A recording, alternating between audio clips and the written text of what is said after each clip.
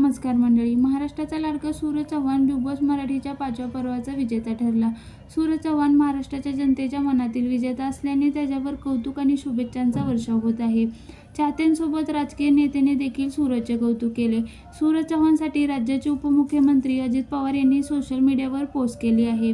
अजित पवार यांनी त्यांच्या सोशल मीडियावरून बिग बॉस मराठीच्या ग्रँड फिनालेचा सूरज ट्रॉफी जिंकल्याचा फोटो शेअर केला.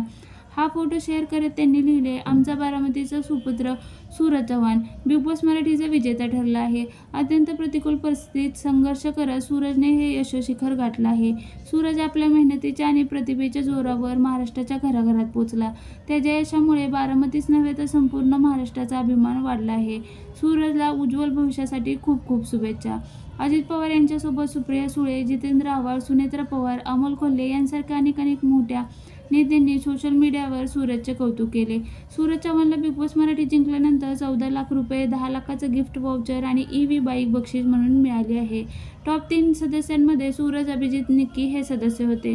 निक्की बाहेर गेल्यावर सूरज आणि अभिजित यांच्यात टक्कर होती, ज्यामध्ये सूरज चव्हाण जिंकला. सूरज चव्हाण विजेता तर अभिजित सावंत उपविजेता ठरला.